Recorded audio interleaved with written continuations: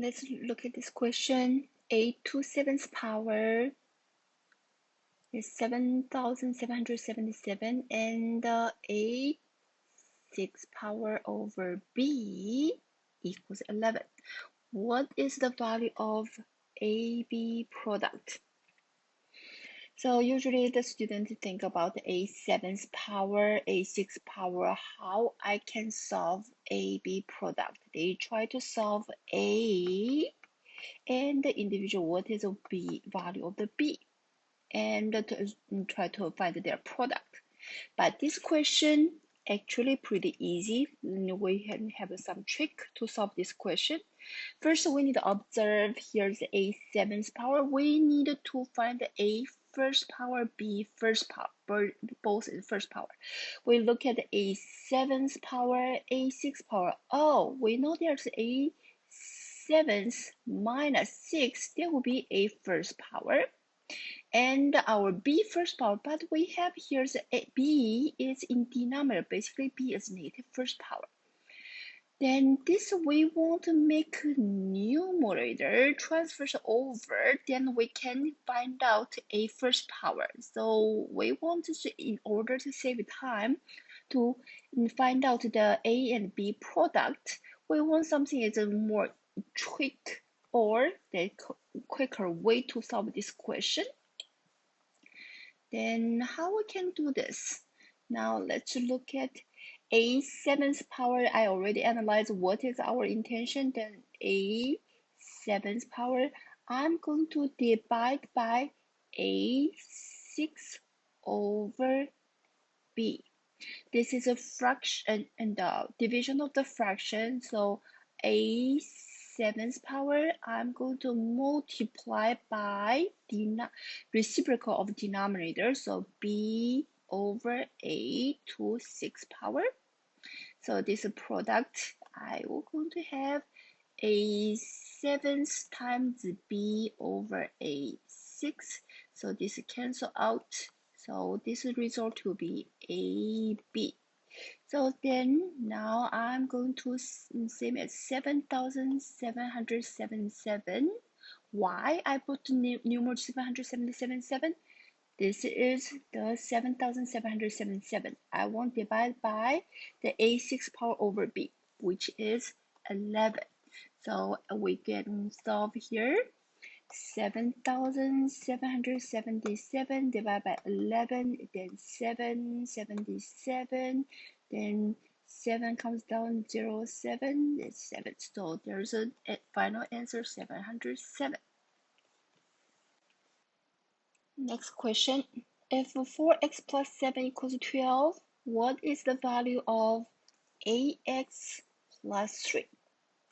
Yeah, 4x plus 7 equals 12 minus 7 on both sides. Then 4x equals 5. Then divide by 4, x equals 5 fourths, and we want ax plus 3, and this is then 8 times 5 fourths plus 3. Yes, we can get answer. But if there's any trick way, any faster way to solve this question, let's give a try.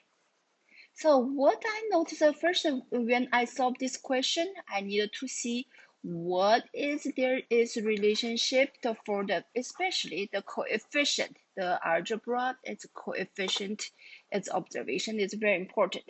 So I'm going to look at this one. I have ax, I have 4x. Oh, perfect.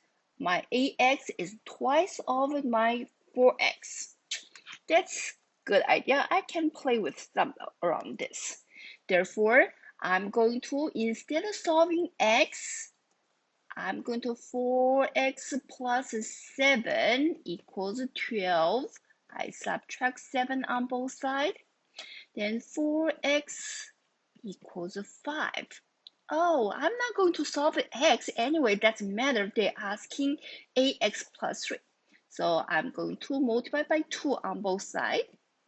Then ax equals 10 plus 3 on both sides. Bingo, the final answer 8x plus 3 is 13.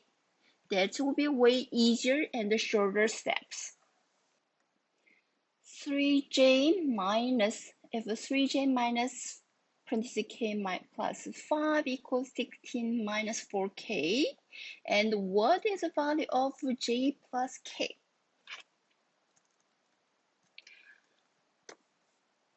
I noticed that is a j and the k, there's some is they didn't ask what is the individual value of the j, what is the individual value of the k, and their equation, they only have one equation with two variables. Typically, if we have two variables, then we need two equations to using elimination or the substitution to solving individual value of the j and the k. But this question, we only have one variable. Can we solve it? Depends on situation. Depends on the coefficient. In some scenario we're able to solve j and k, but typically we need two equations. Luckily, this equation we only need to solve j and k sum. It's not individual value of j and k. Then I'm going to further investigate this question. And I realize here is the coefficient wise, this open will be 3j minus k. Then I plus 4k on both sides, plus 4k on both sides. Then I have a 3j plus 3k. Oh, that's a good idea. We have a coefficient. There's a 3 to 3. Basically, ratio is 1 to 1. And our j and k ratio also is 1 to 1. That's good. The things we find out. Let's using that the trick and we solve it. Then 3j minus k minus 5. I open the parentheses equals 16 minus 4k. So I'm going to plus 4k on both sides, plus 4k on both sides. Then this cancels out and plus 5 on both sides. Yep, then I have 3j plus 3k, because negative k plus 4k, we have 3k equals 21. So in order to solving j and k, I take a common factor 3, and j plus k equals 21 divided by 3 on both sides. So j plus k equals 7. If 1/2 parentheses 10p plus 2 equals p plus 7, then 4p equals 2. Actually, we solving with the distributive property open here, then 5p plus 1 equals p plus 7, and minus p, then 4p plus 1 equals 7 minus 1, 4p equals 6 divided by 4, then p equals 3/2.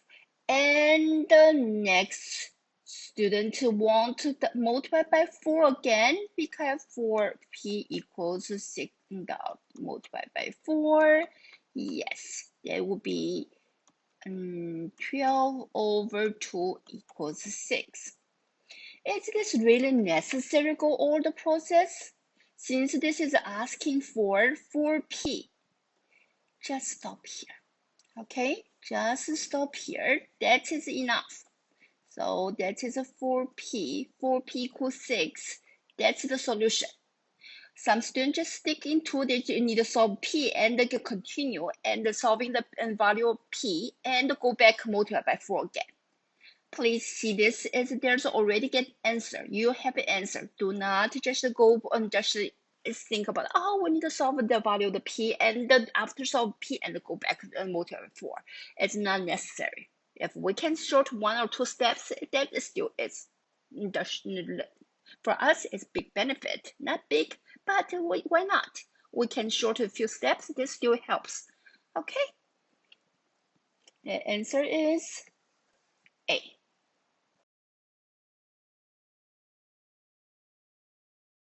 If 4/7 k equals 36, then what is the 3/7 k? It's pretty interesting. Some students, they really just focus on the solving the variable. It's not to see the big picture here. 4/7 k and equals to 36. I will see as we want to observe the question, we can find some shortcut. And I see here is denominator 7 and the k. Denominator 7 and the k. Okay, I will see like the 7 times 1/7 k. That's we are solving for. And the given condition is 4 times 1/7 k equals 36. So do not judge this and focus, I need to solve k and quick. Yes, this is something we can, by observing quickly, can identify the situation. We can come up some better idea. So I'm going to 4 times 1/7 k, which is 4/7 k. I rewrite it like this, equals 36. I divide by 4 on both sides, divide by 4 for both sides, then 1/7 k equals 9.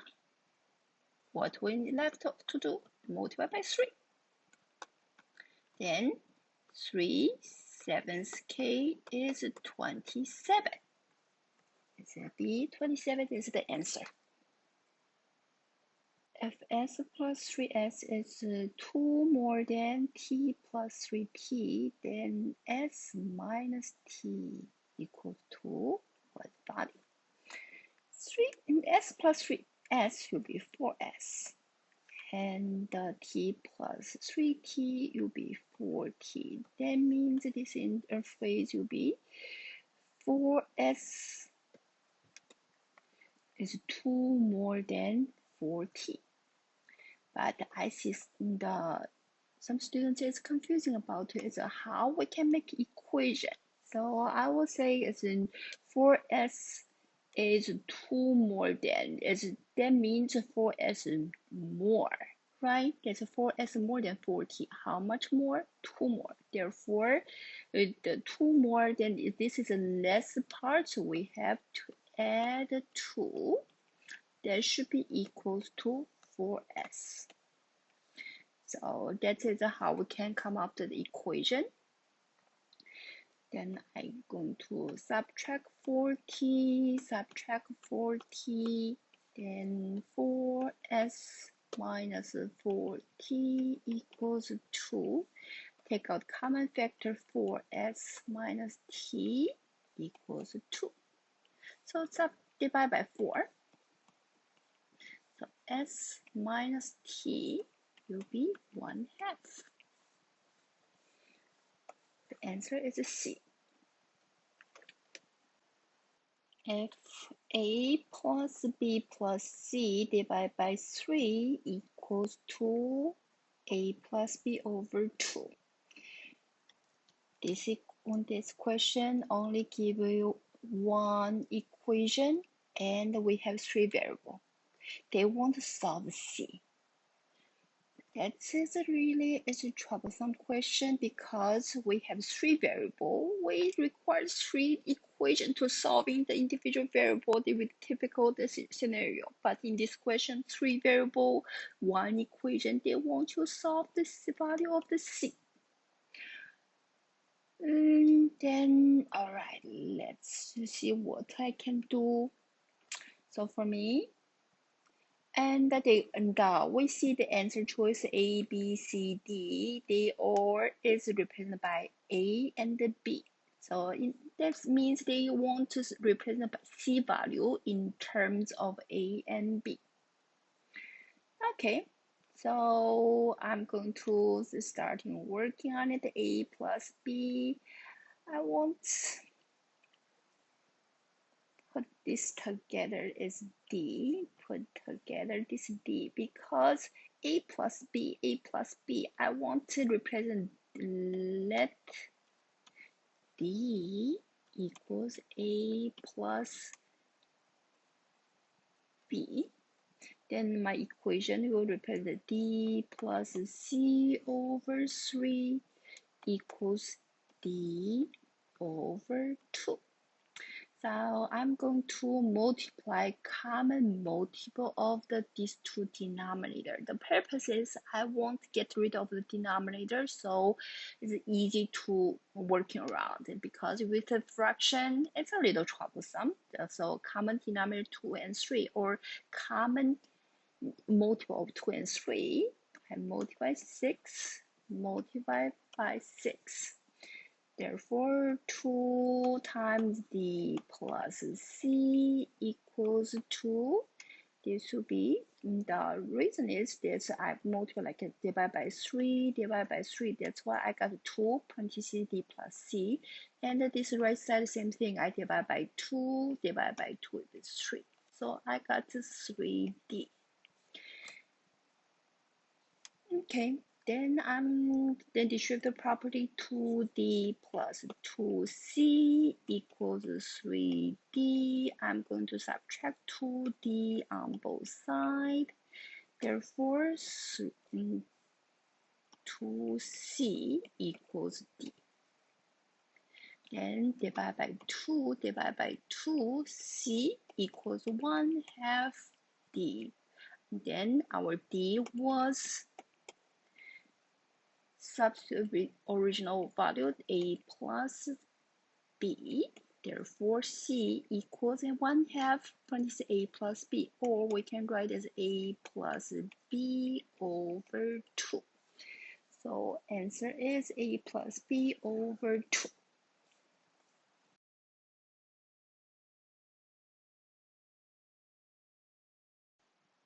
If x minus y parentheses square equals 50 and the x y product is 7, what is the value of x squared plus y squared?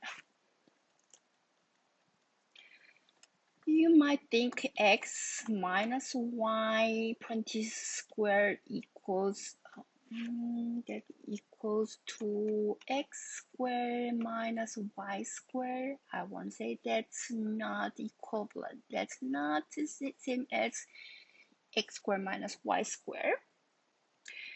So that is a common mistake I've seen students making.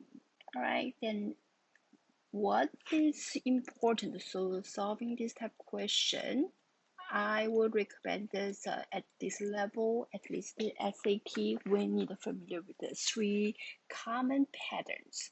So one of them is x plus y squared is x squared plus 2x y plus y squared.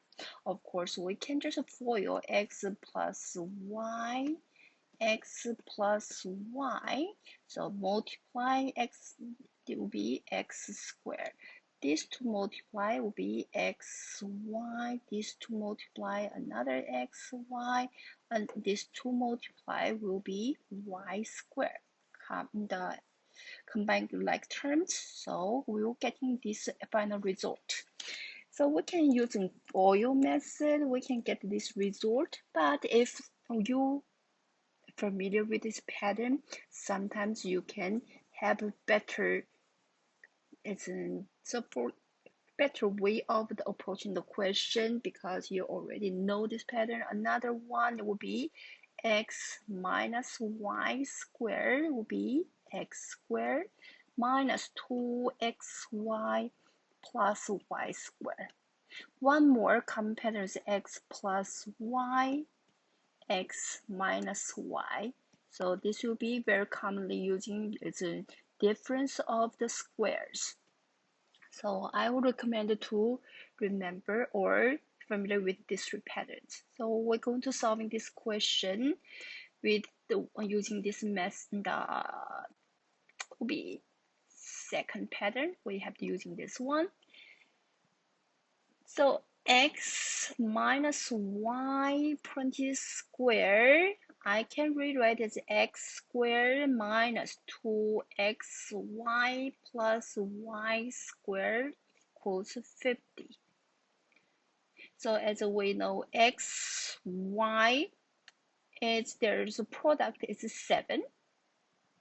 Then x, y is squared 50. So I'm going to, instead of this x, y, I want to substitute 7. So I can write x squared plus y squared minus 2 times 7. That equals 50.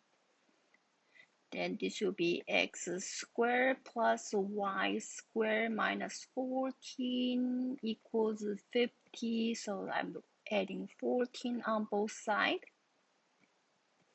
So x squared plus y squared will be equal to 64.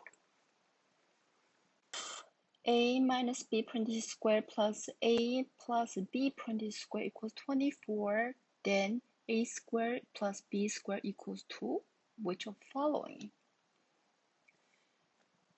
So this is also still is a way it can apply to the street pattern, like a plus b squared equals a squared plus 2ab plus d squared. Another one is a minus b squared equals a squared minus 2ab plus b squared.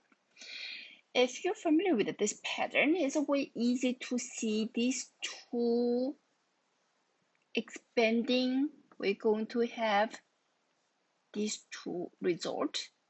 When we add in these two equations, therefore we're going to have 2a squared, and 2ab and the minus 2ab, they cancel out. So plus 2b squared, that equals 24. So we take out common factor, then parentheses a squared plus b squared equals 24. Divide by 2, divide by 2. Therefore, as a final answer, a squared plus b squared equals 12. In the equation above, what is the value of 1 over p? It's not necessary. We have to solve p first. We can just directly see if we can solve 1 over p as is. Then we read it and look at this equation they given here. Right side of equal sign is p squared plus 1. P squared plus 1 we cancel out. So we can come up 2 over p plus, not plus, minus 1 over 2p equals 1. So yeah, we'll need to solve 1 over p. Not necessarily we need to solve p first. That's usually we solve in the variable p itself. But this question, we are not going to do that. I'm going to just modify this a little bit. And the first 2 over p, I'm going to write as 2 times 1 over p. And the subtract second part, I'm going to write as 1/2 times 1 over p.